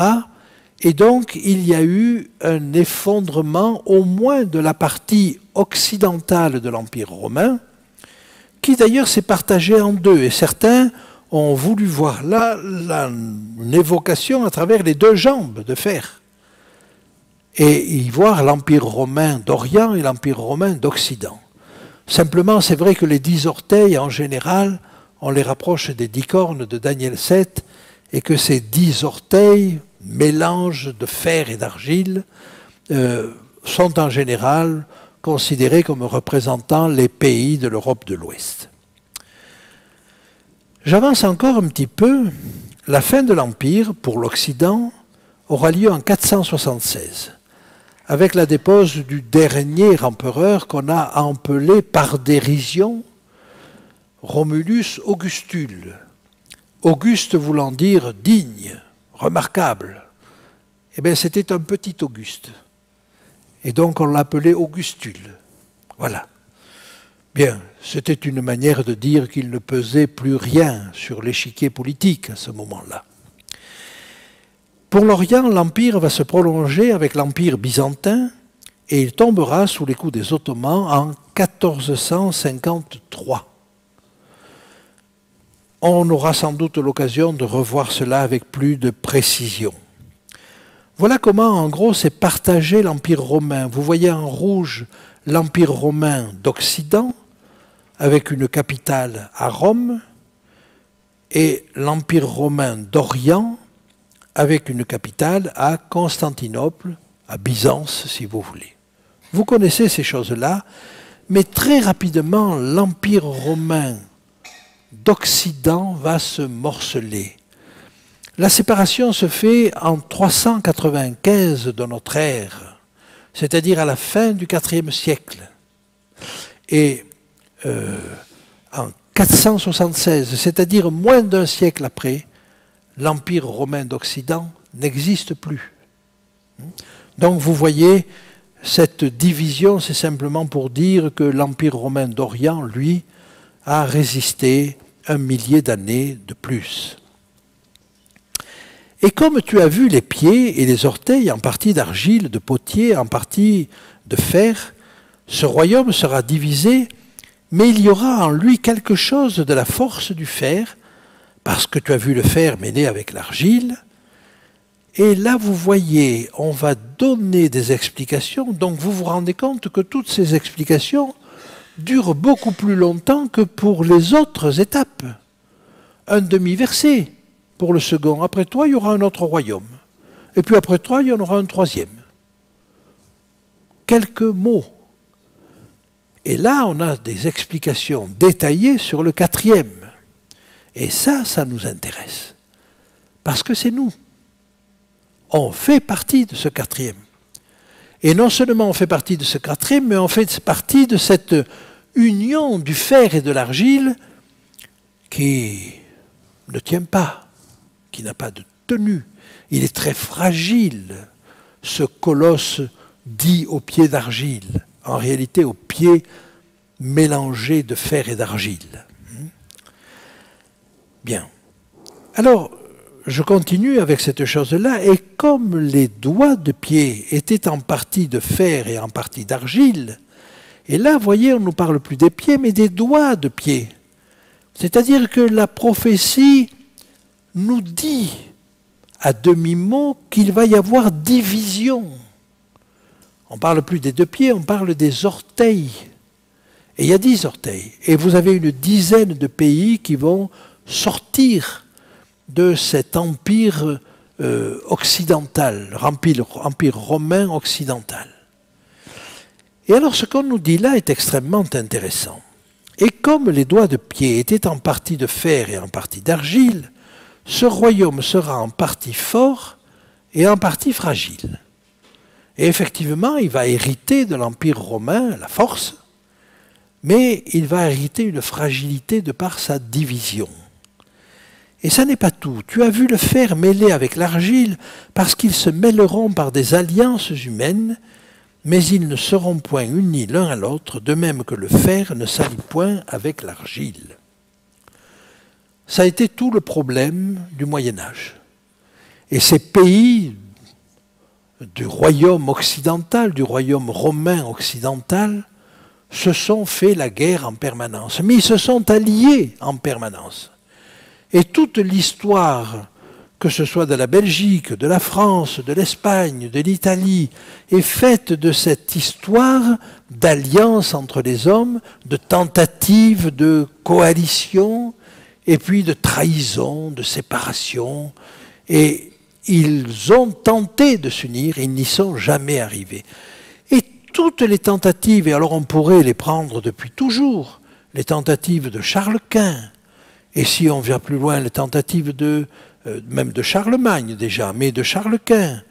Si on va plus loin, les tentatives de Napoléon, les tentatives de Bismarck, les tentatives d'Hitler, les tentatives de Guillaume II, tout cela, c'est cette envie de reconstituer l'Empire romain, au point qu'on a même appelé, il y a eu à un moment donné, le Saint-Empire romain germanique.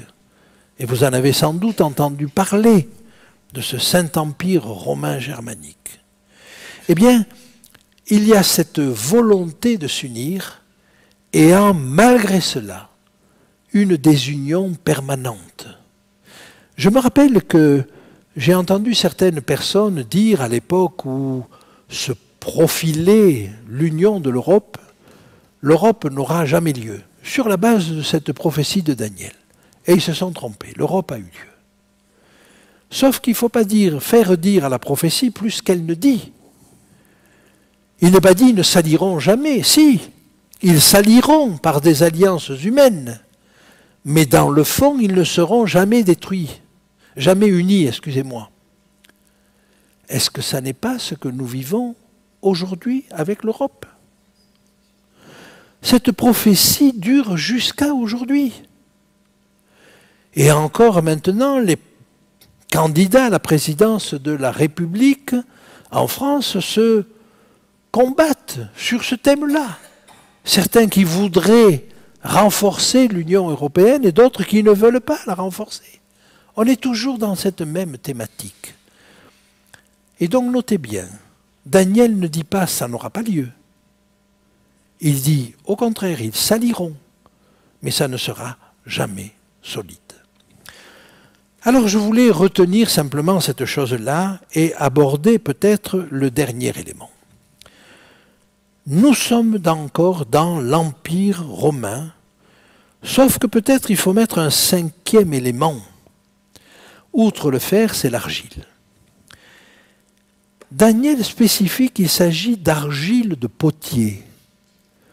Or, quand il est question dans toute la Bible d'argile de potier, c'est-à-dire d'argile que façonne le potier, c'est presque toujours en relation avec la notion du Dieu créateur, du Dieu qui nous a formés comme des vases d'argile.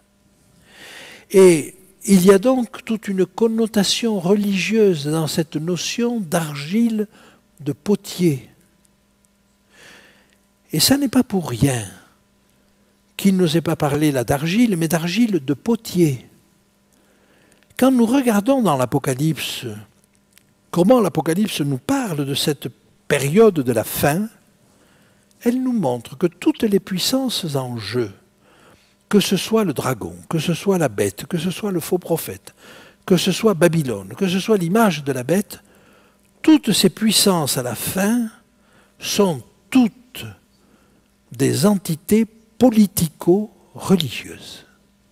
Et alors que notre Occident se défend d'être religieux et fait des lois pour séparer de manière drastique le côté religieux du côté politique, l'Apocalypse nous montre que toutes ces puissances sont des puissances politico-religieuses.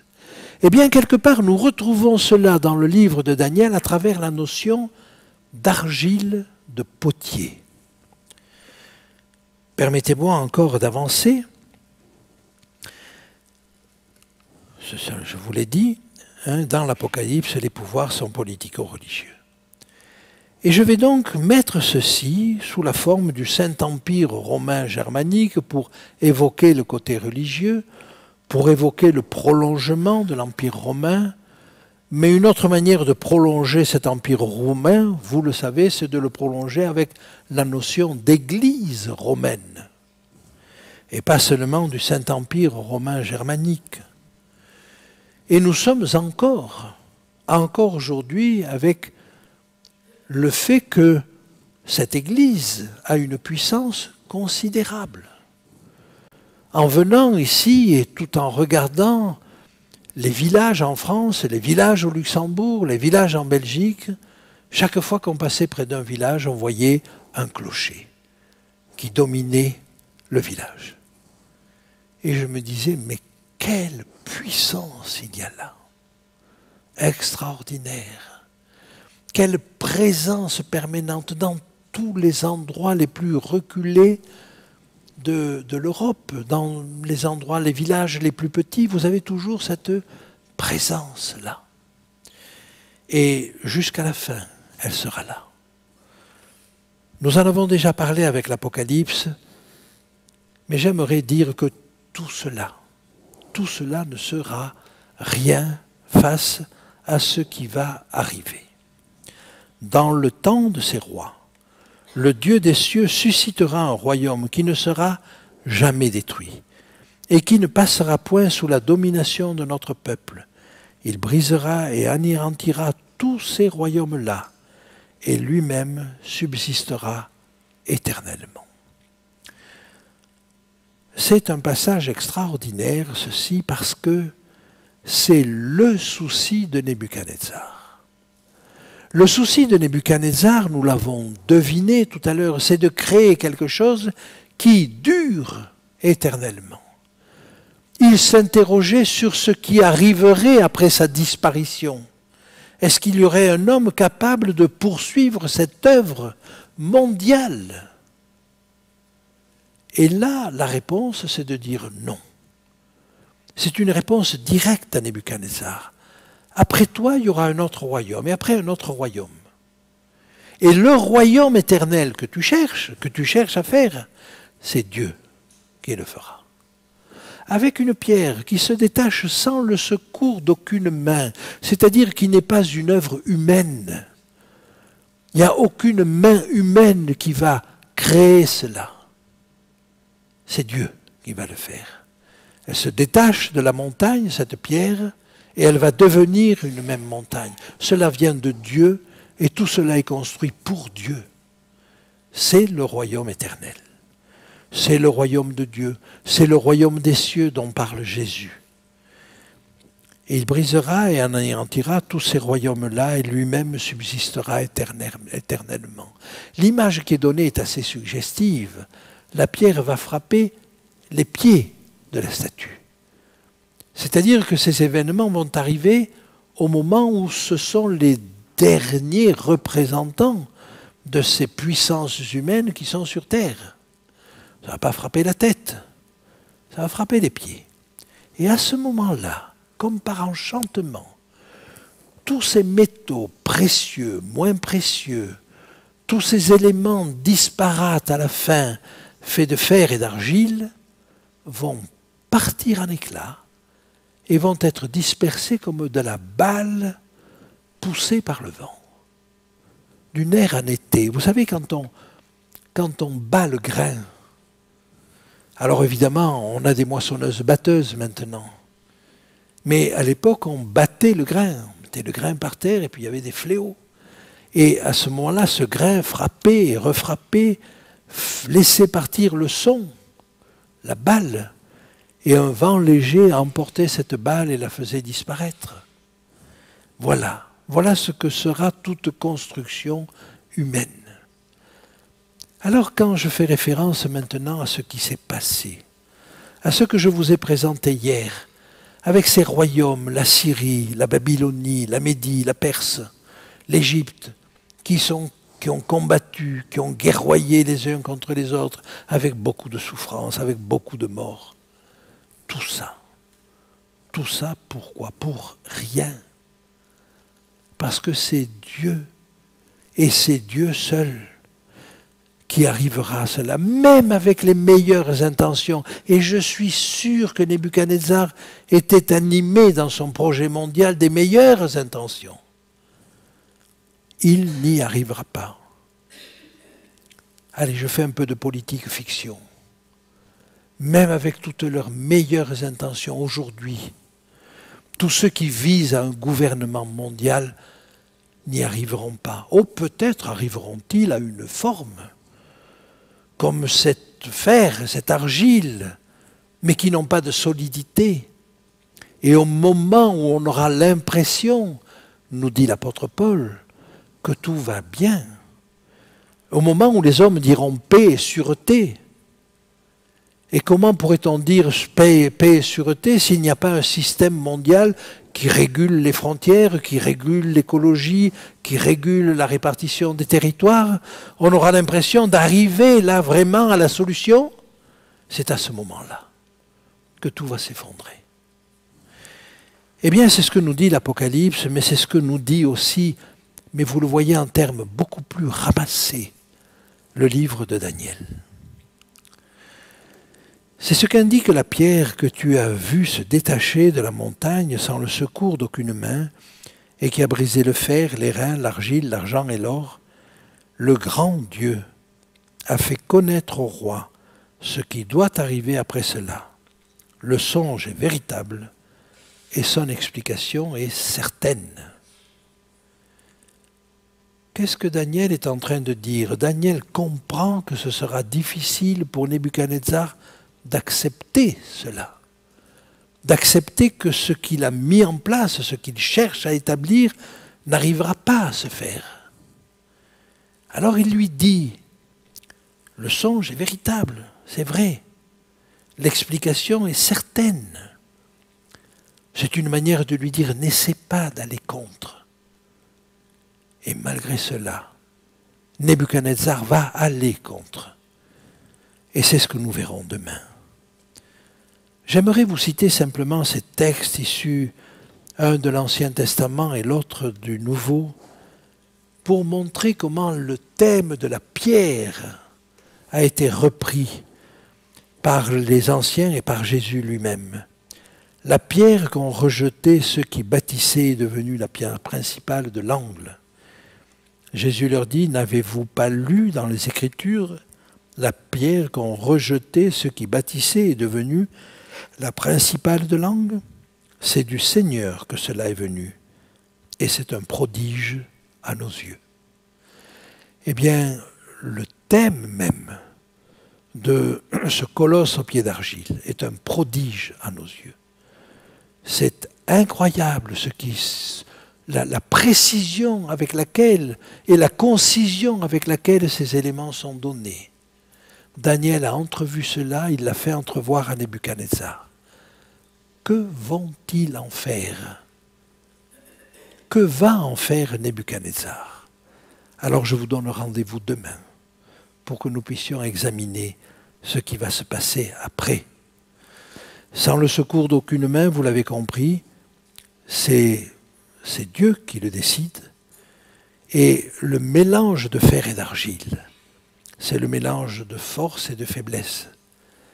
Et est-ce que toutes nos constructions humaines ne sont pas un mélange de fer et d'argile, un mélange de force et de faiblesse?